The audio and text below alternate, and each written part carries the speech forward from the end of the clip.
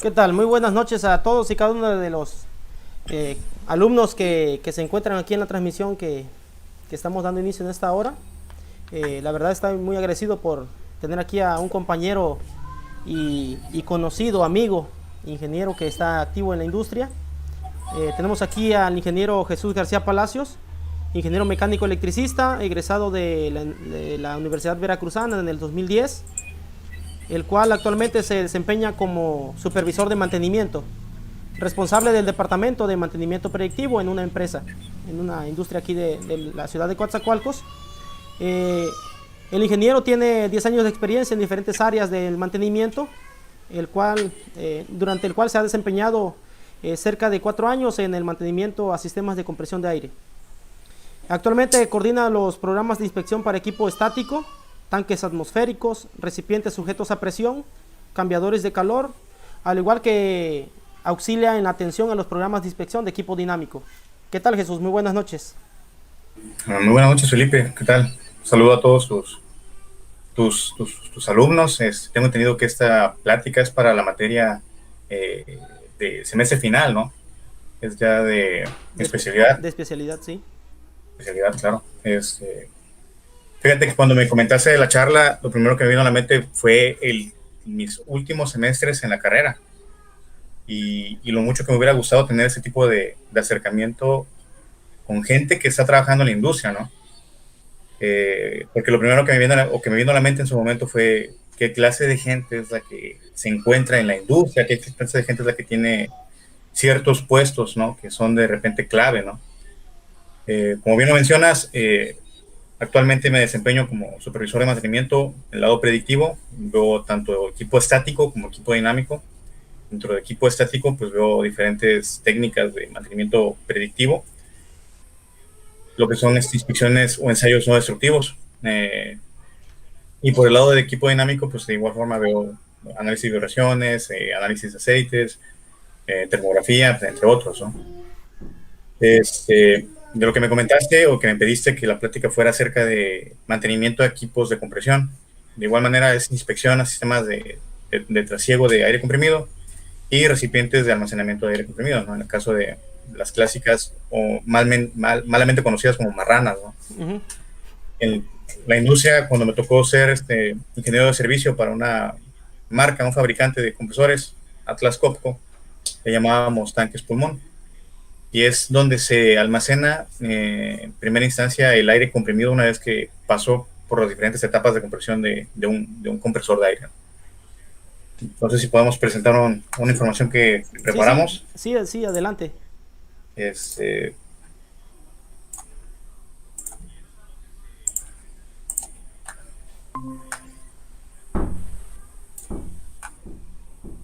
En primer lugar,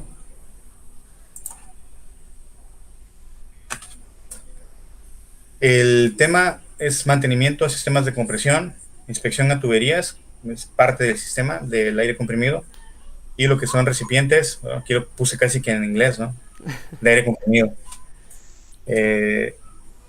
Para empezar, pues, ¿qué es un sistema de aire comprimido? ¿O cómo se compone un sistema de aire comprimido? En primer lugar, tenemos el compresor, que es el elemento que mueve o le aplica una energía, ¿no? Al aire atmosférico, en este caso, hablando de sistemas de aire comprimido. Toma el aire de la atmósfera, lo pasa a través de un medio filtrante, lo comprime a través de alguna etapa mecánica, le transfiere energía y esta se desplaza finalmente hacia lo que es el recipiente a presión, en este caso el tanque pulmón que les mencionaba. El sistema de aire comprimido se compone además de elementos para tratarlo, o sea, es para retirarle impurezas, las que no podemos usar dentro de la última aplicación o la aplicación final. Y podemos tener tanto elementos coalescentes como elementos desecantes como tal, sea de tipo absorción o tipo refrigerativas. Uh-huh. Lo que es bueno, como ya saben, porque ya lo vieron durante la carrera, existen diferentes medios para comprimir el aire, ¿no? Así como hay diferentes bombas, bueno, para el caso de compresión, pues hay diferentes tipos de compresores. Hablando más en específico de los compresores tipo tornillo, que es lo que más se ve en la industria, el que más se ve es el inundado en aceite. Después le sigue el libre de aceite tipo tornillo, pero el más básico que se ve es el inundado en aceite. Y su principio de funcionamiento es este. Claro, es para sistemas tipo paquete. ¿Qué es un sistema tipo paquete? Es aquel que dentro de su encabinado tiene el elemento de compresión, tiene el filtro de aire donde se succiona el aire atmosférico, pasa a través de los tornillos, se descarga pasando a través de una válvula check o de no retorno, pasa a través de un depósito de separador de aceite, aquí por decantación se separa lo que es el aceite del aire. En esta etapa de compresión se puede ver que retorna aceite hacia el tornillo, por eso se llama inundado en aceite. Y la descarga lleva aire, la humedad del aire y el aceite. Pasa por el primer elemento que sería el efecto ciclónico, de ahí pasa a través de un separador de aceite, que es un filtro como tal, y hay una válvula que es la que sirve para mantener la presión de flujo del aceite. O sea, hablamos de un equipo que si le prestamos mucha atención a este diagrama esquemático, no se puede ver una bomba de aceite. Esa es la broma clásica del compresorista. Es, oye, ¿dónde quedó la bomba de aceite Se la del robaron. compresor? Ándale, ¿sí? ¿Dónde quedó? ¿Dónde quedó? Bueno, ahí se mueve el aceite por la diferencia de presión, ¿no? Y el efecto que hace sobre la película, sobre la superficie o el espejo, ¿no? De lo que está el nivel del aceite, que va empujando al aire y lo obliga a circular a través de dos rutas. Una es a través del elemento, el intercambiador de calor, en este caso es un refrigerador de aceite, aire, aceite. Se puede ver porque hay un ventilador, ¿no? Y es un radiador, al final de cuentas es un intercambiador de calor. Ujú. Tubos aletados. Se puede ver que hay un elemento filtrante. Necesitas retirar impurezas del aceite ya que se va a regresar hacia el elemento de compresión y el elemento de compresión como tal tiene claros muy cerrados.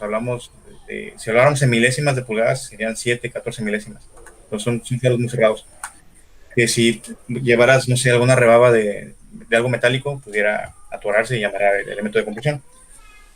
Este elemento filtrante es como cualquier filtro de un carro, en el sentido práctico de su funcionamiento. Tiene igual una válvula de alivio en el caso de que se sature por completo el elemento filtrante, y entonces se libera la presión y circula libremente a través del tornillo. Ese Sin escenario purificar, ¿no? es un escenario Ujú. de falla. ¿Por qué? Porque ya no estás protegiendo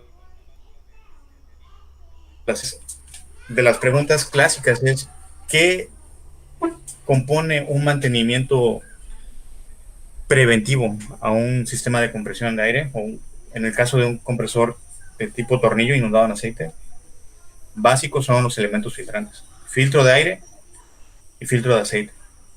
Se puede ver también que hay una válvula de derivación, se le llama válvula bypass, así es como lo dice el manual propio del fabricante, la válvula bypass. ¿Por qué? Porque aquí se encuentra una válvula termostática, la cual funciona por diferencial de calor. Es un elemento bimetálico, me parece ser, Ujú. el cual empezaría a crecer conforme se le va aplicando una temperatura, un calor, y dilataría y se le retira el calor, bueno, se Se contrae. haría el efecto contrario, ¿no? La contracción, permitiendo o restringiendo el flujo a través del cambiador de calor. El cambiador de calor normalmente está inundado, o sea, siempre está lleno de aceite. Y es únicamente cuando se abre esta válvula que se permite el flujo de aceite a través de él. ¿Qué más podemos ver en este diagrama? Bueno, se tiene la válvula de presión mínima, la cual mencioné que es para mantener la presión necesaria, mínima necesaria para que circule el aceite dentro del compresor. Para el caso de un compresor de tornillo inundado, la presión necesaria es básicamente la misma que para un equipo libre de aceite, 2.4 kilos. 2.4 kilos. Pasa de la válvula de presión mínima, la cual tiene un retorno hacia la válvula de admisión, la cual es controlada también con el aire que genera el compresor. y es una electroválvula, una válvula solenoide, que recibe un pulso del módulo de control y permite abrir o cerrar la válvula de admisión. Saliendo de la válvula de presión mínima, pasamos a lo que es el post-enfriador. Es aquel elemento con el cual se pretende lograr la mayor separación de condensados del aire. Hay que recordar que el aire tiene humedad y mientras más caliente es el aire, pues más humedad lleva. Entonces aquí lo que se busca es retirarle ese condensado a través del intercambio de entalpía, ¿no? Excedencia de entalpía, tendríamos el cambio de calor. Después del refrigerador posterior o del postenfriador, encontramos una purga de condensados, que es el separador de agua con purgador. Normalmente en estos tipos de compresores se tiene una purga que actúa a través de una válvula que tiene un flotador. Se empieza a inundar de condensados, por flotación sube la válvula, permite el flujo y por la presión que existe dentro del sistema o dentro de la línea, libera el condensado. Pero en este caso particular se puede ver que hay una purga electrónica, la cual esas operan a través de un elemento mal llamado sensor, ¿no? Que es un sensor capacitivo, el cual de igual manera está midiendo el nivel de condensado que hay dentro de este recipiente, y la electrónica de esta purga lo que hace es liberar, ¿no? Hay una electroválvula que también libera. Esa también es básica del mantenimiento. Ese sería, a grosso modo, lo que es el compresor como tal, el tipo paquete. El tipo paquete, que en la imagen anterior es donde lo mencionabas, ¿no? El paquete general contiene todos estos elementos. Sí, sería paquete, todo. Exacto. Okay. Todo eso está contenido dentro de este encabinado. Por eso se llama tipo paquete. Okay. No sé si tenga alguna dudilla ahí, algún comentario. Sobre esto específicamente no han preguntado. Preguntaron sobre si gustas lo vemos más adelante, las preguntas que han colocado aquí los alumnos en el chat, atendiendo esta parte. Sí. Algo más a mencionar aquí es pues aprovechando ya la imagen, ¿no? ¿Qué forma el fabricante, y básicamente cualquier fabricante, porque me tocó verlo después de que dejé de trabajar con Atlas, algo así, me tocó verlo con diferentes fabricantes, ¿no? El que tú quieras, Kaiser, Comper, Zuller, Gardner, Denver, Ingersoll Rand, Cobelco, el que tú quieras, agarran y le ponen tiempos de vida estimados a sus refacciones. Para lo que son elementos filtrantes o filtros como tal, les da 2000 horas de operación. Ese es es el estándar, por así decirlo. De vida. 2000 horas y cámbialo. Entonces tienes los servicios ya programados por hora. El mismo paquete o el mismo compresor trae un módulo de control, el cual va contabilizando o capturando cada una de las horas que el equipo está operando. El fabricante, dentro de su manual, y pues me tocó verlo una vez más, repito, básicamente todos los que leí, tampoco no fueron muchos, ¿no? Pero lo leí en Ingersoll Rand, lo leí con los de Kaiser, Atlas Copco, obviamente, y te dicen, son 2000 horas de operación o N cantidad de meses cumplidos. Es básicamente como la del carro, ¿no? Tú lo llevas a la agencia y llegaste o meses, ¿no? O al tiempo, exacto. Entonces, lo que te piden es, para el servicio de 2000 horas, eso se replica a 2000, 4000, 6000, 8000, que es un año. De ahí se vuelve a repetir 2000, 4000, 6000, 16000, y ya lleva más cambio de piezas, ¿no? Y para los elementos tipo tornillo, la esperanza de vida del elemento de compresión, que es esta parte, son 3 años. 3 años y ya de ahí aplícale un overhaul. Eso es lo que te maneja el fabricante. De igual manera, el fabricante te dice, cámbiame el aceite, y a diferencia de lo que muchos creen, porque todos los que somos compresoristas de momento, o en algún momento, lo primero que pensamos es, es un equipo paquete, debe de llevar aceite sintético. No, lleva un aceite mineral o de repente lleva un semisintético, pero lleva lo que he visto más es aceite mineral. Del tipo mineral. ¿Qué viscosidad? Se lo preguntan, normalmente es un ISO BG32 o un 46. 46 cuando tienes mucha temperatura y 32 es lo más normal, ¿no? Pero eso no En viene la- especificado en el manual de operación. el Digo, manual no te dice la viscosidad. El manual más moderno, los manuales más antiguos sí te dicen, incluso te dan ya datos de, perdón, es ISO G46 y 68. Los manuales más viejos te dan datos incluso de ajustes. O sea, tú podías hacerle sí, mantenimiento integral, ¿no? Los manuales más modernos, por temas de confiabilidad, no por secreto, ¿no? Sino por confiabilidad, te dicen, ¿sabes qué? Ponle mi aceite. Y entonces tienes fabricantes como Atlas Copco con su propio aceite, es el Roto Inject. que sigue Me siendo parece, las mismas. debe haber uno más ahorita, Así es. ¿no? Y al final es el mismo aceite. Ujú. Y tienes fabricantes como Garner Denver, que también tenemos en planta, y tiene su propio aceite, que es el Aeon 9000. Y lo mismo se replica para el resto de los fabricantes. Ingesorra tiene su propio aceite, Kaiser tiene su propio aceite, pero si tú buscas dentro de las instalaciones de los fabricantes, no tienen refinerías, no tienen cómo producir su aceite. Al final se lo compran a alguien más y lo que hacen es Poner el sello. embotellarlo, Ujú. exacto, y pegarle su etiqueta. Entonces, parte del tema es ese, ¿no? El fabricante te dice, cámbiame el aceite cuando hayan pasado 6 meses. Y si le pones el semisintético, ok, me lo cambias al año, a los 8000 horas. Pero en letras que nadie leemos hasta que ya estamos fuera de, dice que puedes hacerle análisis de aceite. Y entonces con la tendencia del daño, del deterioro, puedes tú considerar el cambio. Y es Pero, donde podrías ajustar los periodos de mantenimiento, ¿no? En ese caso, claro, auxiliándote con el análisis de aceite. exacto, pudieras agarrar y prolongarle la utilización, no la vida, la utilización Sí, al aceite, ¿no? Para eso, claro, tienes que tener información porque estarías sacrificando, digamos, disponibilidad, ¿no? Al no saber si el aceite está bien o no. exacto. Si tú tienes información, partes de la línea base que ya analizaste tu aceite y vas llevando la tendencia con análisis, no sé, bimestrales, puedes ver o identificar el punto exacto donde tienes que hacer el cambio. Y entonces no es nada más el ahorro de dinero ya no cambié aceite, sino es también el impacto ambiental de lo que ya no produces como desecho, ¿no? Sí, Al claro. final el aceite gastado tiene que ir a algún lugar y todos los desechos de ese tipo tienen que ser declarados. Entonces, son varios ahorros los que se logran, no únicamente en el tema de me ahorré un dinero en no comprar una cubeta de aceite, ¿no? Ujú.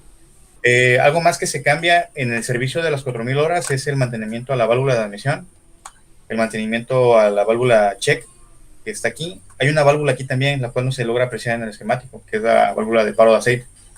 Esta también se le hace servicio. Como mencioné, se cambian los dos elementos filtrantes. Y cuando se hace el servicio de las 8000, porque el de 6000 horas es muy similar al 2000, o sea, cambias de aceite, cambias de filtros, se acabó. En el 4000 y en el 8000 se hace limpieza de los enfriadores. Para el post-enfriador se lava por dentro, haces una limpieza química Ujú. y una exterior. Y para el aceite, pues se lava no únicamente por el exterior, porque contaminarías el interior, ¿no? Eso es lo que se puede ver aquí. Igual se hace mantenimiento a la purga de condensados, y se drena y se cambia todo el aceite en el servicio anual de 8000 horas. Ok, entonces lo que me está diciendo aquí es que ya en este caso no por kilometraje, sino por el horómetro o el servicio de las N horas, ya se tiene un listado de actividades que aplican para las 2000, un listado que aplica para las 4000. Entonces ya cuando tú vas, no, pues le toca el servicio de las 8000 horas, ya sabes cuáles son las actividades que tienes que llevar a cabo, ¿no? Sí, eso es correcto, exactamente, tal cual. ¿Sabes qué? Otra de las preguntas clásicas es, ¿cuál es mi inspección diaria? Bueno, ¿qué le puedes inspeccionar? Es la temperatura, lo ves en el, en el sistema de control, o sea, en el PLC. En ese No, caso no que es, ya lo tenga, ¿no? Que ya lo tenga equipado. Que obviamente sí, supongo que y realmente, estamos ajá, haciendo perdón. la precisión de que este equipo ya tiene un sistema de control ahí, digital sobre todo, ¿no? Sí, y es que incluso si no lo tuviera, y hablando de un equipo que no tenga tanta Ujú. electrónica, sí trae un orómetro en equipos más sencillos, ¿no? Hablando de 45 kilowatts, o más o menos como 60 caballos. Ya traen su orómetro, traen su indicador de presión, y alguno que otro trae un indicador de temperatura. Muy raro, pero lo llega a ver. Ya los equipos de 60 caballos para arriba, perdón, de 75 caballos para arriba, 100 caballos en adelante, ya traen más, un poco más, entre comillas, Control. de electrónica, traen más sensores, traen más instrumentación, y ahí lo que vas haciendo es monitorear el comportamiento, cómo se comporta la presión, cómo se comporta la temperatura. La temperatura de la descarga del elemento es justamente la temperatura en este punto, a la salida del elemento, porque te va a indicar si el elemento se quedó sin aceite cuando se te eleva la temperatura. Igual si se te satura o se te contamina, se va a calentar la línea del enfriador, ¿no? ¿Qué va a pasar? Se te va a elevar la temperatura. Si esta válvula se queda calzada, de igual manera se te eleva la temperatura, ¿no? Si por aquí este filtro ya se rompió, o ya se dañó, colapsó, entonces lo que haces es perder aceite. ¿Y qué ocurre? Se te eleva la temperatura. Si esta válvula igual no bloquea, se te eleva la temperatura. Entonces hay patrones con los cuales identificas el mecanismo de fallo y básicamente te concentras en ese punto, ¿no? Pero lo que mencionabas es, ya existen los mantenimientos modelo, ¿no? Sabes que me haces un mantenimiento A, un mantenimiento B, un mantenimiento C o un mantenimiento D, que es el 2000, 4000, 6000, 8000. Y las tareas son siempre las mismas.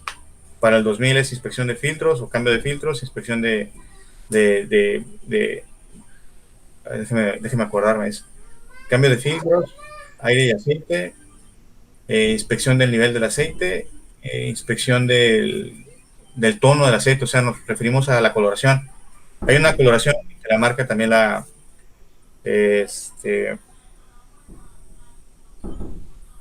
¿Tienes algún patrón? ¿Tienes algún patrón que la vas a comprobar, no? Es que no, incluso hay una coloración, hay un índice de coloración con el cual tú puedes determinar qué tanto daño o degradación puedes tener en un aceite. En este justo momento no me acuerdo del estándar, lo acabo de ver hace como una semana y media, porque me estaba discutiendo con un proveedor acerca de un análisis que me hizo de otro equipo, y por ahí salió la plática, ¿no? Pero justo en ese momento no me acuerdo de ese estándar en particular. Pero ese es básicamente lo que tienes que verle, es checas, cambias filtros, ves cómo está el equipo como tal, que no tenga fugas, tanto de aire como de aceite, y básicamente ese es el de 2000 y 6000 horas. 4000 y 8000, como ya les mencioné, pues tiene más cambio de piezas, ¿no?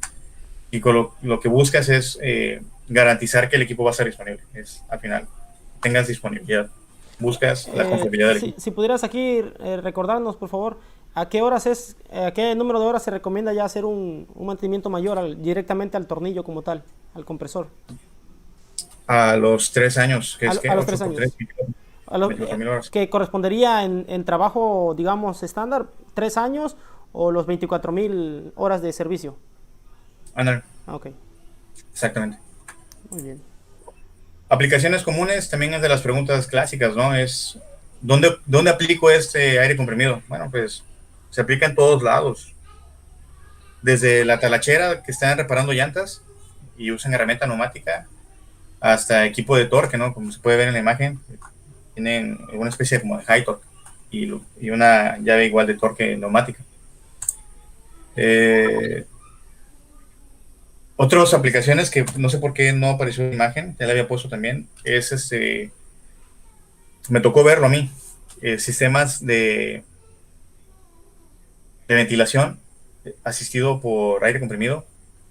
Me tocó verlo en un hospital, en el Hospital del Niño de Villahermosa. Se usa el aire comprimido para poder accionar los ventiladores.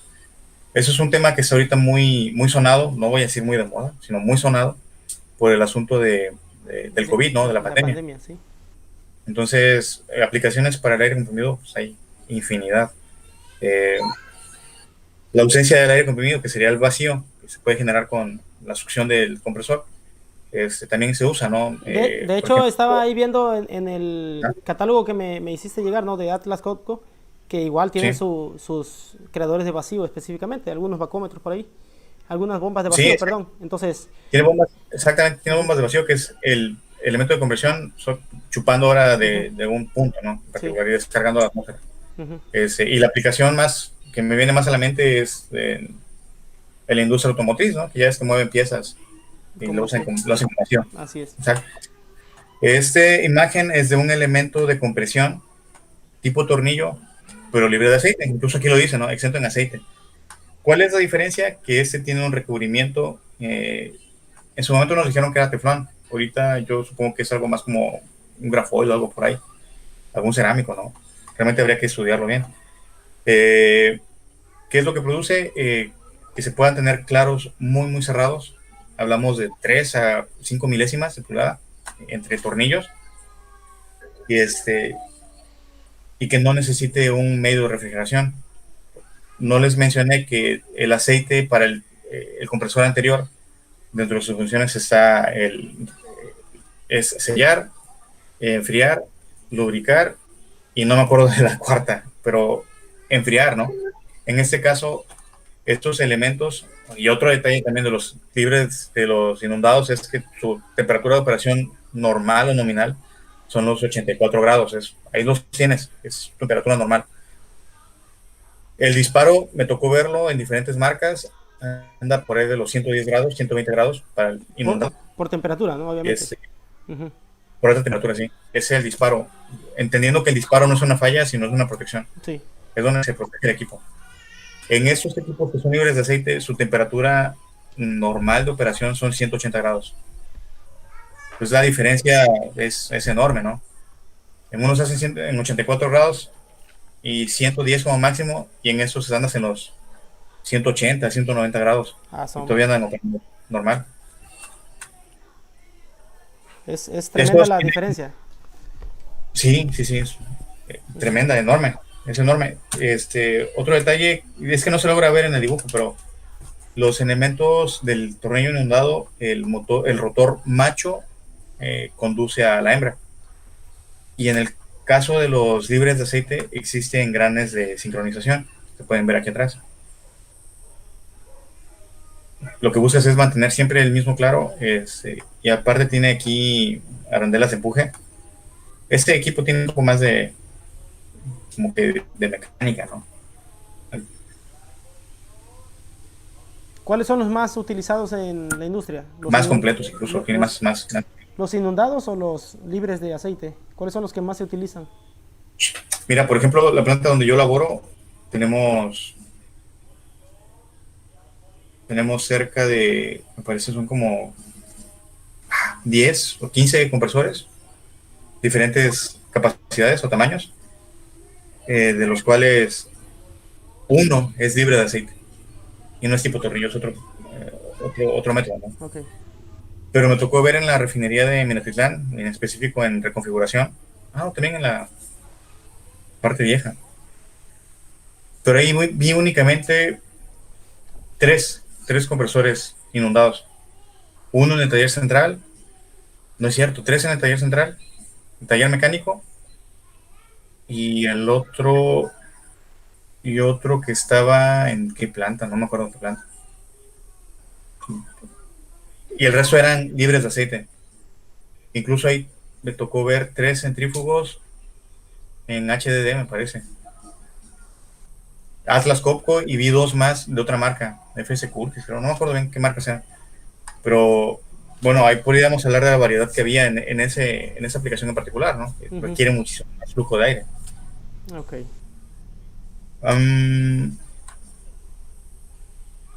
Este sería el flujo de trabajo del compresor. Tomaría el aire ambiente, pasa a través del compresor, pasa a través del refrigerador posterior, o el post-enfriador, como les mencioné, y aquí ya hay un sistema de tratamiento de aire. ¿Qué es lo que buscas con el sistema de tratamiento de aire? Es retirar aún más la humedad que va contenida. Y aquí se puede ver cómo va perdiendo agua, ¿no? En este caso, litros de agua lo van poniendo, litros de agua por día, cuando pasa a través del post-enfriador. Para este caso en particular, de 200 litros por segundo, donde tiene una entrada de 240 litros, únicamente con el post-enfriador retiras 150 litros. que pasas, o después de que pasas por el secador, en caso frigorífico, pues se retira 70 litros. Este caso de la temperatura del punto civil, pues de igual manera se calcula, ¿no? Todo, ya sabes que todo se va Sí. calculando, ¿no? Y para el caso de Atlas, como en el caso de otras marcas, me ha tocado ver, existe un grupo de trabajo que se dedica a eso, ¿no? Que son los ingenieros de aplicación. Para los ingenieros que nos tocaba hacer servicio, digamos los FSE, pues lo que nos entrenaban era más en cómo poder poner en servicio nuevamente el equipo y cómo dar mantenimiento, ¿no? ¿Qué normatividad aplica para sistemas de aire comprimido? No únicamente para el compresor como tal, sino para lo que sería el tanque pulmón o la línea. Pues la clásica y bien conocida ASME, sección 8. Selección de materiales, habría que buscar en el ACTM o el sección 2, igual de ASME. Lo que es la inspección para recipientes sujetos a presión, como les mencioné al principio, dentro de mis funciones está la inspección de equipo estático. Bueno, lo que es recipientes a presión lo hacemos a través de lo que nos dice la 020, inspección volumétrica e inspección superficial. Volumétrica pues es radiografiado o ultrasonido angular. Superficial sería líquidos o partículas, a lo que son los cordones de soldadura. Claro, volumétrico para los que son a tope, para los que son tipo filete, pues sería superficial únicamente, ¿no? Y hacemos también la inspección de las tuberías a través de la que nos recomienda API 574 en particular. Y las tuberías, bueno, tenemos criterios de aceptación o rechazo de acuerdo a ASME B31.3, que es tuberías de proceso. Lo que hacemos también es identificar mecanismos de falla, pero pegados a lo que es equipo estático, ¿no? Tomando en cuenta el asunto de inspección a tubería y a recipientes, los mecanismos de falla que nos presenta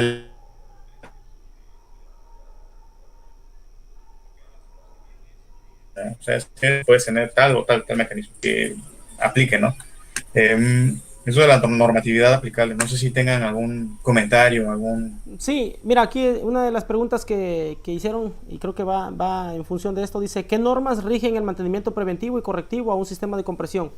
Aquí creo que la respuesta ya fue dada antes de la pregunta que te estoy haciendo, que es la NOM 020, que es la que va enfocada a esa parte, ¿no? Donde sería recipientes a presión. Exactamente, recipientes a presión sería la NOM 020. Y tomando en cuenta que el paquete como tal ya trae un recipiente a presión, pues aplica. Porque el compresor descarga hacia un recipiente, voy a mostrar, hacia un recipiente, que es el depósito separador de aceite. Este es un recipiente a presión, el cual tiene una válvula de alivio, la cual no se logra ver, pero aquí está. Sí. Entonces este recipiente a presión ya lo obliga a ser inspeccionado como la 020. Ahora Jesús, una pregunta. Está la norma, ¿no? La NOM 020.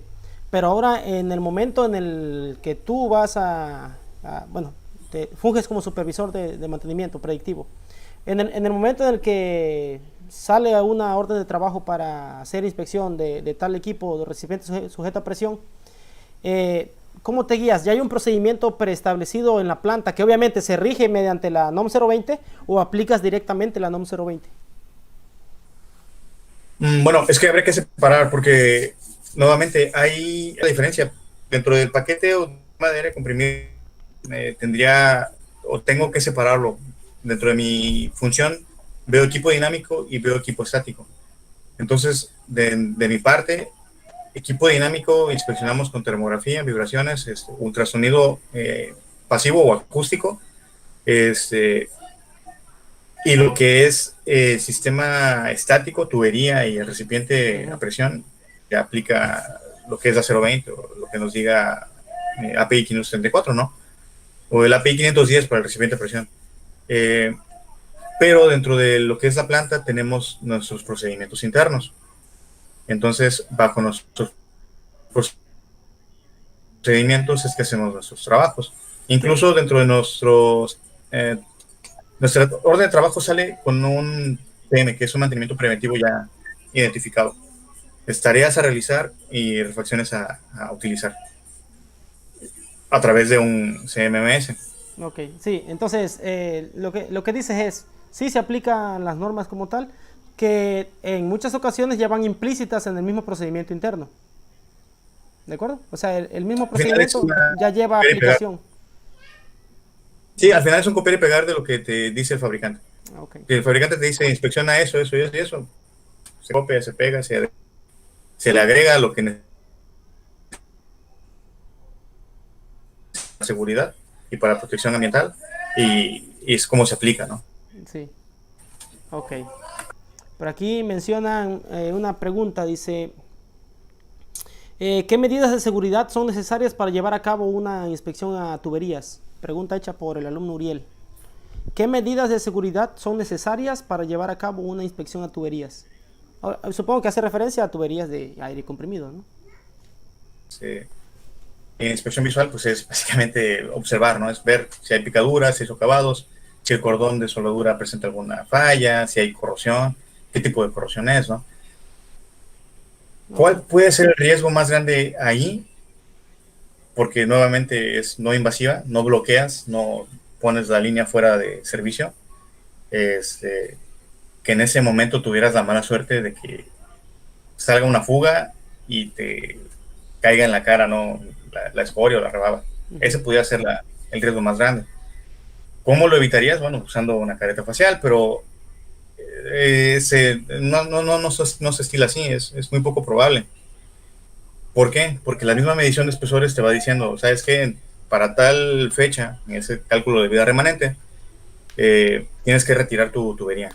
Si ya estamos cercanos al espesor de retiro, que también se calcula, Ujú. este, esa línea se tiene que emplazar a mantenimiento a la brevedad y se tiene que atender esa línea. Entonces, el riesgo como tal se va mitigando o se va administrando. No sé si eso responde a la pregunta. Sí, sí, sí. Ok. Dice, una pregunta, no sé, creo que está bastante abierta, pero todas te la voy a hacer. Dice aquí, Armando Chapol, ¿qué puntos o consideraciones se deben tener en cuenta para escoger un compresor para una aplicación industrial? En ese caso, ujú, Ok, puntos básicos. Nuevamente, como ingeniero de servicio, no veíamos las partes de la propuesta técnica ujú. de un sistema de compresión, pero ya de ese lado, te puedo decir que si escoges mal tu compresor, la regaste. Un comentario, tenemos ya no voy a decir esa con marca porque básicamente voy a acusar de Sí. dónde soy, pero me tocó ver en una planta, ¿no? Un equipo que lo compraron, ahí estaba, es grande en capacidad. Hablamos de presión, de trabajo, es neta de trabajo la que vas a utilizar, y el flujo de trabajo, o sea, el flujo de aire requerido para tu proceso. Son las dos grandes variables, ¿no? De ahí vendría el asunto de cuál va a ser la caída de presión, desde qué punto hasta qué punto vas a dar servicio, y en el cual verías el arreglo de compresores, ¿no? Como lo debes de hacer. Claro, el diámetro de la tubería, espesor de la tubería, vería el ingeniero que proyecte la línea como tal. Este, pues esas son básicamente las dos grandes variables, y de ahí te vas al asunto de qué tipo de proceso, hablando de sistema de compresión como tal, es el que me va a permitir tener este flujo. Y para hacerlo más entendible, porque estoy dándole muchas vueltas, es un compresor de pistón, pues te puede comprimir tanto volumen como lo que tiene el espacio, ¿no? Ujú. Por las RPMs que está girando. El tipo tornillo te entrega mucho más flujo, Es, porque va metiendo es la característica típica del de compresor compresor de por tornillo, tornillo. ¿no? Que te entrega mucho mayor flujo. Exacto. Ujú. Y si me dices, ok, de un tornillo, de un libre de aceite a un inundado en aceite, ¿cómo lo selecciono? Bueno, ¿qué tan puro o qué tan limpio necesita tu proceso que el aire esté disponible? Se maneja el aire de plantas, que sería el aire tal cual sale del compresor, y saliendo del compresor entra, como ya mencioné, al recipiente pulmón, el aire de plantas, de ahí se deriva hacia un sistema de secado, eh, puede ser absorción, puede ser refrigerativo, y de ahí se almacena en otro recipiente, en otro almacenamiento, tanque, o recipiente de presión, perdón, el cual ya es aire de instrumentos, el cual ya es un aire seco y libre de partículas. Entonces, podemos decir que en cuanto a las líneas, podemos tener dos grandes grupos, ¿no? El mismo compresor va a estar comprimiendo para aire de planta que mencionas, aire sucio, aire que no ha sido muy tratado, y está Ajá. el aire que tiene que estar lo más limpio posible, lo más purificado, ya sea por partículas, por humedad y todo lo que no sea aire como tal, para que pueda ser utilizado libremente en instrumentos, ¿no? Pues, exactamente, para que sea utilizado en instrumentos. Recordar que cualquier escoria, cualquier polvo, cualquier elemento que pueda obstruir una válvula, pues si no lo limpiaste, pues ahí va a ocurrir una falla, ¿no? Uh-huh. Y nuevamente el tema es confiabilidad. La selección entonces vendría, si necesito que sea muy limpio, me iría por un libre de aceite. Si no necesito que sea tan limpio y mi proceso me permite que vayan trazas de aceite, bueno, pues ya meto un inundado, ¿no? Y luego viene la selección del elemento desecante, que también parte de qué compresor fue el que seleccionaste, ¿no? Uh-huh. Pero si requieres mucha presión y no tanto volumen o caudal de aire, puedes irte por un equipo de pistón. Uh-huh. Claro. Si requieres un volumen regular de aire, un flujo regular de aire y una presión 6-7 kilos, hay incluso compresores que levantan más, ¿no? Depende del arreglo de los elementos de compresión. Ya es que el elemento 1 la alimenta el elemento 2, alimenta el elemento 3. Entonces hay la relación de compresión. Uh-huh. Te vas yendo hacia arriba, ¿no? Uh-huh. Pero ya hablando así muy, muy rápido, sería tipo tornillo para volúmenes regulares, no sé, 1200 FM, tal vez un poco más.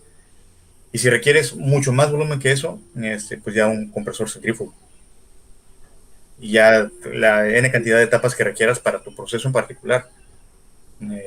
Ese vendría siendo las variables para selección de un compresor, ¿no? Pero ya, bueno, eso sería en la selección, ¿no? Ya, pero normalmente cuando se llega a la industria, ya sea para ser operativo o sea de mantenimiento de la línea que seas, pues el equipo ya está ahí. Y vas a trabajar. Ah, sí, claro, es gran diferencia, ¿no? Sí, aquí, obviamente aquí la pregunta es, creo que fue bastante ambiciosa, ¿no? Porque dijeras tú, si te desempeñas como supervisor de mantenimiento, podrías decir, bueno, sí, pero eso no es mi área. La ventaja es que, bueno, pues como dices, estuviste del otro lado. Sí. Claro, pero si me pongo en los zapatos del compañero y de repente me llegara la oportunidad de, ¿sabes qué? Hay una oportunidad para supervisor por proyectos. Ahí viene la pregunta, ¿no? Entonces sí, la gran ventaja es que siempre hay gente que tiene ganas de vender algo. Entonces te dan todo el apoyo. Te dan todo el soporte. Sí, y como mencioné, hay ingenieros de producto que se dedican a eso. Va el vendedor, te dice, oye, ¿qué necesitas? No, pues le quiero, por mis servicios, uh-huh. Tengo tantos equipos, ¿no? Tanto consumo, te quiero tal cosa. Tú le darías eso, mi presión que requiero y mi flujo que requiero. Y ya ellos se van a preguntar, ok, ¿y qué tipo de enfriamiento prefieres, no? Y el caso que les quería platicar y no les platiqué es, seleccionó un compresor muy, muy grande, el cual estaba muy bien, ¿no? Excelente.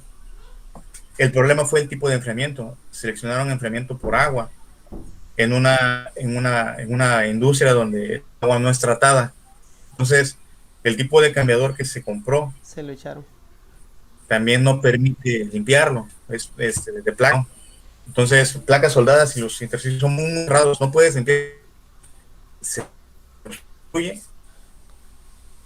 y no opera más de 2 semanas. Entonces es un compresor que no sirve. Es muy bueno. Por muy buen tamaño, muy buena calidad, sí, pero ahí el problema fue la mala selección. Mala selección. Exacto. Entonces es una muy buena pregunta, pero si lo llevas a lo que dijiste, ¿no? Si eres mantenedor, pues ya está el equipo, ¿no? Ya, nada más es mantenerlo. Ok. Entonces, lo que estás diciendo aquí, como cliente, pues ahora sí que tú le entregas todos los requerimientos, como ocurre muchas veces, ¿no? Tú vas a la tienda o vas con tal proveedor y mira, tengo este es mi problema y tú solucionamelo. Y básicamente toda la ingeniería se la avientan ellos. La selección y todo, pues está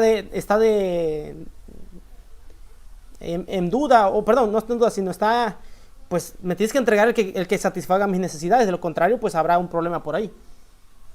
Sí, bueno, no es tampoco así como que toma mi dinero, ¿no? No, no, Toma mi dinero y ya, vete. listo, vete. No, tú pones las bases, ¿no? Lo que requieres. Ujú. Y ya te llegan las propuestas y ya habrá un grupo multidisciplinario que agarre y dice, Que ¿sabes qué? seleccionen. Sí, este me gusta. Y ya se hace una selección, ¿no? Ujú. Pero sí, definitivamente, si haces un contrato llave en mano que te va a entregar, realmente no lo instala Atlas, ¿no? Si es un contrato llave en mano, te lo instala alguna compañía, no sé, voy a decir un nombre, una compañía fuerte, que le suene a muchos, ¿no? Icaflor. O viene la gente de OPC y me lo instala, ¿no? Bueno, me lo instaló y me entregó ahí está tu compresor, echando aire. Echando aire. Listo. Ujú. Exacto. Y ya para mantenimiento, únicamente lo recibe por parte de proyectos, ¿no? Proyectos se lo entrega al departamento de ingeniería y le copia a superintendencias tanto de producción de la planta como de mantenimiento de la planta. Y ellos deben de encargarse de permear la información hacia sus supervisores, ¿no? Y ellos a su vez a sus operarios. Lo ideal y lo que siempre se hace es que se contrate la capacitación dentro del llave en mano del contrato, ¿no? ¿Vas a instalar un equipo nuevo? Bueno, viene con capacitación. La capacitación normalmente es para operación. Entonces, para mantenimiento hay muy poca, porque realmente no te van a enseñar a cómo desbaratar todo el equipo y volver a armarlo, ¿no? Te van a enseñar, no, ¿sabes qué? Cámbiale ese filtro, cámbiale ese otro filtro, y ya. Sí, Me tocó claro. a mí hacerlo en su momento, y me pedían, oye, ¿qué capacitación nos van a dar? El equipo funciona así, así, así, así, así. Esas son sus variables de operación, esos son parámetros malos, y el módulo se maneja de esta manera. Eso era lo que hacíamos mayormente, Ok, como FS. muy, muy bien. Por aquí hay otra pregunta que nos hicieron. Este, bueno, dice cómo se genera y cómo se separa el aire comprimido. Bueno, ya esa respuesta es toda la charla, ¿no? De eso trata. Tenemos aquí, Ajá. menciona también Arturo Ortega, menciona, la pregunta dice, ¿cuáles son los materiales más usados para las tuberías de aire comprimido? Muy buena. Yo lo que he visto más usado es acero al carbón. ¿Qué acero al carbono? A53, grado que, grado algo, ¿no? Ujú. Pero eso es lo que más he visto. ¿Qué es lo que recomiendan los fabricantes? Y no voy a hablar nada de Atlas, ¿no? Los fabricantes, Sí, tubería de aluminio. Es lo que recomiendan. ok, muy Esta bien. recomendación. ¿Cuál es la presión máxima de un compresor? Creo yo que esta pregunta pues es muy ambigua, ¿no? O sea, hay múltiples presiones que van a manejar el tipo de compresor que sea, ya sea de pistón, sea centrífugo, sea de tornillo. Eso ya depende de las capacidades que se requieran, ¿no? Pero, ¿alguna idea de qué tantos kilos de presión haya tenido algún compresor que hayas visto, el tope que tú hayas conocido? Qué mucha. Está buena. Es que, por ejemplo, el aire que se usa para los buzos, ¿no? Pero no el buzo como tal, sino el que está alimentando las botellas. Ujú. Nada, imagínense eso, ¿no? Sí, sí. ¿Pero qué presión? Pues no sé, una presión endiablada. ¿Qué vi yo? ¿Qué alcancé a ver yo? Me parece como 30 y, no, como 60 y tantos kilos en una refresquera que fabricaban las botellas de un pedacito más o menos, quién sabe dónde está. Era más o menos algo como eso, ¿no? Ujú. Algo así. Y de esto se inflaba para hacer algo similar a esto.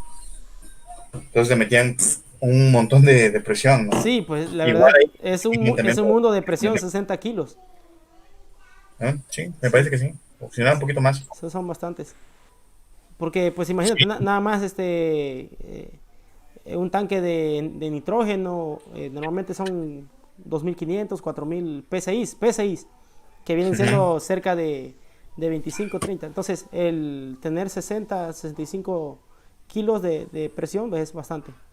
Pero bueno, entonces, por ahí una de las preguntas que creo que es obligada es, ¿cuál es la presión estimada para instrumentos? La presión a que se 6 a requiere. 7 kilos. De 6 a 7 kilos. Que Sí. convertidos son a PSI, serían de entre 85 y 100 PSI. Haciendo la conversión por ahí. Ok. Ya me hice la Ah, tarea antes de. sí, sí. Ok, Me imagino. muy bien. Ahora, con respecto a tu experiencia profesional en campo, eh, ¿cuáles son las fallas más comunes que podemos encontrar en sistemas de aire comprimido? más común es que se quede sin aceite. Es la más común. Se me elevó la temperatura, se disparó, se dispara y se dispara. Otra más común, ¿cómo puede ser la más común? ¿No? Sí. Otra que es muy común es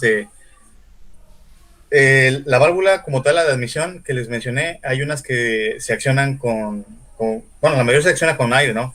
Pero hay unas que retornan con un resorte. Cuando se fisura o se fractura ese resorte, el equipo ya no entra en descarga.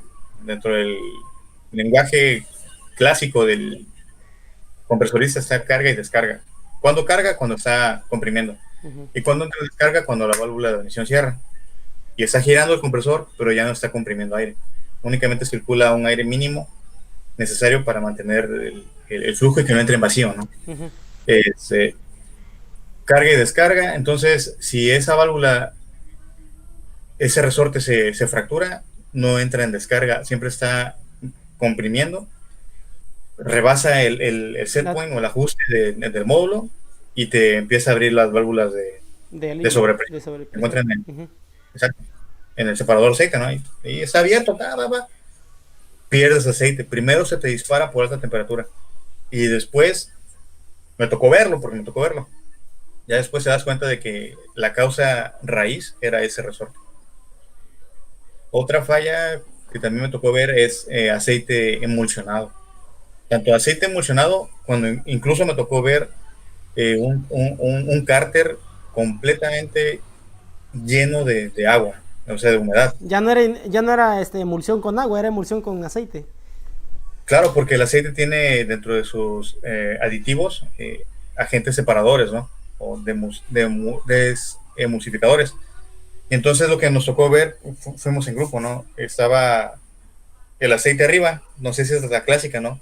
Es agua abajo, aceite arriba, a Uh-huh. diferencia de densidades. Sí. Agarramos, nos pusimos a drenar y la gran sorpresa fue que después de salir toda el agua empezó a salir el aceite, ¿no? Porque estaba en la parte de abajo. Claro, pero claro que ya no es confiable el aceite, no es No. como que lo vuelves, ¿no? Uh-huh. Entonces había que volver a limpiar todo, purgar todo el sistema de lubricación y rellenar con aceite nuevo. Esa es de las fallas más comunes. Okay. Y de hecho es de la más común, el aceite. Si no cuidas tu aceite, Mira, el equipo... por esto, de hecho hace rato lo estaba pensando, preguntarte sobre esto. Está la entrada de aire, ¿no? Que tú mencionas ahí que por estadística o no sé, o según la zona geográfica, aquí es una zona muy húmeda, pues realmente ingresa, y eso lo puedes ver en compresores de taller, de esos de un caballo, de medio caballo, ¿no? De que el tanquecito pasan 2, 3 días o en un día que lo estés utilizando un buen rato, cuando le haces la purga sale un chorro de agua, ¿no? Que es la misma condensación que se logró. Ahora, Sí. en ese caso, ¿cómo se evita la sobrecontaminación del aceite? Con ese mismo, no es que está en comunicación con el aceite, está en contacto con el aceite, el aire que está ingresando, sobre todo en un compresor de tornillo del tipo inundado. Sí, esa pregunta es muy buena. No sé quién la haya hecho, pero se merece un 10. Yo la Sí. hice. Bueno, te mereces un 10. Si seleccionas mal tu válvula bypass, que mencioné, la termostática, lo que puedes lograr es justamente eso, es que tu aceite trabaje muy frío y tengas mucho condensado dentro de tu recipiente, del tanque de separador de aceite. Y se presenta ese fenómeno.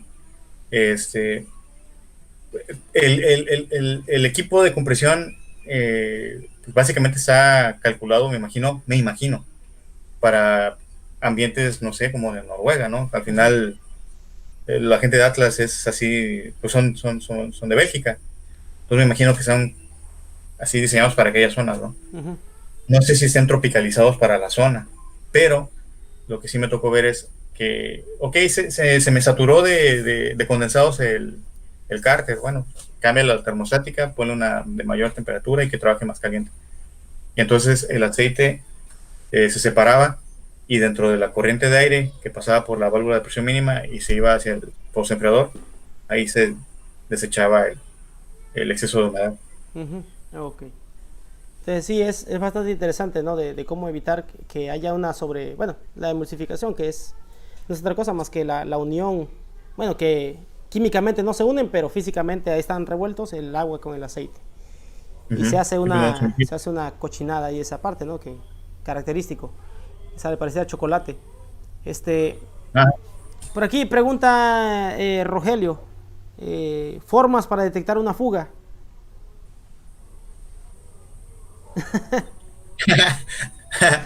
estuvo buena esa, Rogelio, ¿eh? Estuvo muy buena. Me imagino que te refieres como la clásica del espumómetro o algo así. Agarras con el agua con jabón y aviéntasela, ¿no? Y se avienta burbujitas porque sí. Me imagino que es una como esa. Es que una fuga a 7 kilos la escuchas. Ya le pones la mano y ahí está la fuga. Pero, por ejemplo, también tienes fugas de aceite. ¿Qué es lo que vas a ver? Pues el manchón de aceite en el bastidor. O si es en algún otro punto, por ejemplo, que tengas el enfriador en la parte superior del compresor, lo que vas a ver es que todo está bañado en aceite en esa Ujú. parte de abajo. Entonces es muy, muy visual. Puedes tener fugas en el sistema de condensados, que tienes la purga de condensado como tal y que se haya, por alguna razón, normalmente hay manguera ahí, no se usa Muy rígido. tubing o Ujú. nada de eso, ¿no? Es una manguera que llega hacia un tubing o hacia un dren. Normalmente esa manguera se rompe. Como está abriendo y cerrando la válvula, agarra y le causa estrés a la manguera o esfuerzos de tal manera que llega al punto en el que se rompe, ¿no? En el que se rompe, dependiendo de la selección de la manguera. Entonces, es algo que también ves. De repente ves que el paquete como tal, el encabinado, empieza a fugar agua, ¿no? Y, y si es un equipo enfriado por agua, pues habría una razón. Dices, wow, puede que esté dañado algún empaque. Pero si es un equipo enfriado por aire, estás como que en medio, Sí, es un poco o algo así, ¿no? Es sí. cosa del diablo. No, es la purga de condensados que ya se dañó.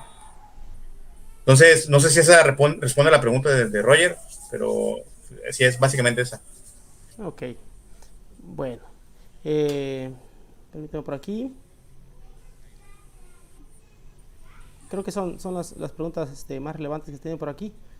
Bueno, en el caso de pues la importancia, en forma generalizada, si nos pudieras comentar la importancia de conocer un sistema que es ampliamente utilizado en la industria. Es decir, un egresado, aquí ya yendo a la parte, no sé, en la parte del cierre, si te gustara empezar a cerrar esta plática, Sí, claro. bueno, que Sí, no. No. ¿qué recomendaciones podrías darle aquí a los alumnos que están próximos a egresar y alumnos que vayan en sexto semestre, en cuarto semestre? Bueno, básicamente aplica para todos, ¿no? Pero el enfoque principal para quienes ya están próximos a egresar en cuanto a qué les recomendarías para que al momento de iniciar su vida laboral puedan tener una mejor entrada, ¿sí? Ya que pues se lleva uno a veces unos fiascos al momento de ingresar, que ya sea por desconocimiento, bueno, ¿qué les recomendarías tú? La, Mi recomendación principal es sean humildes, ¿no? Hay que mantenerse siempre muy humildes, con los pies en la tierra. Eh, todos tenemos la etapa de aprendizaje, es lo más natural. Todos iniciamos regándola, ¿no? Eh, este, no tener miedo a preguntar. O sea, es que también no hay que ser tan inocentes, ¿no? Hay que documentarse, hay que leer un poquito. Esa es otra de las recomendaciones, leer, leer, leer, leer, leer, leer. Esa me la decía mi papá, oye, lee, lee, lee, lee, lee. En su momento yo no le hacía caso, ¿no? Y ahora, ya que dio la Ves vuelta, que sí, me sí es encuentro siempre necesario. leyendo algo, ¿no? Estoy leyendo, leyendo, leyendo. Eh, Preguntar, mantenerse siempre enfocados. Eh, el accidente está esperándote, ¿eh? El accidente está ahí y nada está esperando que estés distraído y te va a ocurrir. Me pasó a mí, me accidenté. Mi primer día como ingeniero de servicio, en la etapa de capacitación, O sea, primer día, antes de nada, ¡pau! Me accidenté por estar distraído. fue tu Este, palmadita, tu bienvenida. sí, exacto, exacto. Eh, Entramos dos en aquella ocasión. El compañero, como a los 3, 4 meses, se accidentó igual. 7 kilos, estaba presionado un enfriador de corazas y tubos, o carcasa y tubos. Empezaron a quitar la tornillería de los cabezales. Eh, y de repente agarró y liberó, porque tenía un empaque que estaba haciendo presión, o presionando la tubería, la tapa, perdón, y de repente agarró y lo liberó, y salió volando y le pegó en el brazo, ¿no? Afortunadamente le pegó en el brazo, y lo proyectó cerca de 3, 4 metros. Eh, no le pasó más que eso. Entonces hay que mantenerse siempre enfocados, siempre bien mentalizados en lo que estamos haciendo, con la atención en la tarea. Preguntar, aprender. Hay quienes dicen, siempre pregúntale al operario, ¿no? Tú ve con el operario y pregúntale, y cuando veas al más viejorrón, también pregúntale. Eso es muy cierto, pero también hay que documentarse, hay que leer Ok. mucho. Sí, sí, claro. Ese O sería sea, mi regla. no irse con... Bueno, porque depende también muchas veces, digo, yo he escuchado muchos comentarios de exalumnos que pues, en su momento han estado trabajando ya en, ya sea por residencias o porque por alguna razón ya tenían esa experiencia laboral. Y pues el típico, ¿no? De que hay personas que no te quieren enseñar por el hecho de que sienten que al enseñarles, pues con una mano en la cintura los pueden chispar, ¿no? Por alguna razón, pueden prescindir de sus servicios. Entonces, muchas veces se presta ese egoísmo, ¿no? Por parte del personal que ya está en planta y que, pues, tienes que ver la forma de cómo ir aprendiendo visible, auditivo y todo, como puedas, pero como refieres tú, documentarte. Hay mucha normatividad, mucho libro, mucho manual que uno tiene que estar leyendo, que obviamente cuáles vas a leer, cuáles vas a documentarte, pues en función de la labor que vayas a estar realizando, ¿no? Sí, claro, depende justamente como lo acabas de decir, ¿no? ¿Qué es lo que vas a hacer? Es de lo que te vas a documentar. Eh, claro, hay que tener cultura general también, ¿no? Sí, Pero básicamente no es como que definas tu camino en algo, ¿no? Sabes que este es mi proyecto de vida y en eso voy a dedicar el resto de mi vida. Yo afortunadamente he tenido la gran bendición, ¿no? De que tengo esa capacidad de aprendizaje, ¿no? Puedo ir aprendiendo cosas nuevas. Este, y por otro lado, pues, de cierta manera me gusta leer. Me gusta leer, dijera Yello, ¿no? ujú. Me gusta leer para preguntar cosas como Afines, coherentes, si sí, quieres, sí, ¿no? por No, lo no es menos llegar con para, preguntas. así es, Ujú. Sí, pues bueno, esa es muy bien, mi pues recomendación. muchas gracias. Y pues bueno, por aquí ya no veo más preguntas, no sé si quisieras, Sí, ahí si pudieran identificar cuál es el error, ¿no? Ahí veo que ya claro, apretaron muy bien la línea, que por quedó lo que bien puedo apretadita. bien apretada, pero el problema es, no, Ahora, pues ¿cómo sí, recuperas la llave, no? no, pues tendría Pues que, bueno, ok, errores clásicos que esa ocurren. es Pues sí, la verdad, mejor éxito, ¿no? muy bien. Pues muchísimas gracias por por esta plática, por esta enseñanza que pudiste compartirnos en función de la experiencia profesional que de manera particular has ido adquiriendo, ¿no? Y pues bueno, nunca dejamos de aprender. Claro, Creo claro, yo claro.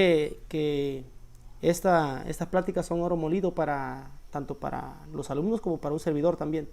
Ahora sí que la verdad que el escuchar experiencias de personas que están en campo en cualquier, o sea, en tal rama de la ingeniería, que en este caso específicamente parte de la ingeniería mecánica, pues es bastante productivo para todos, creo yo.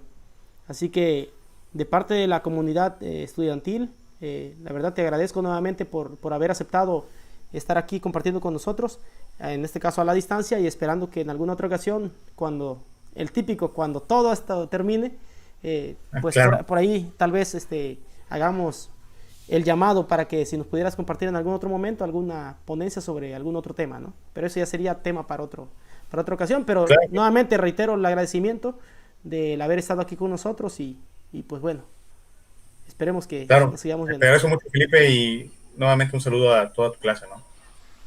Bueno, muchas gracias. Hasta luego.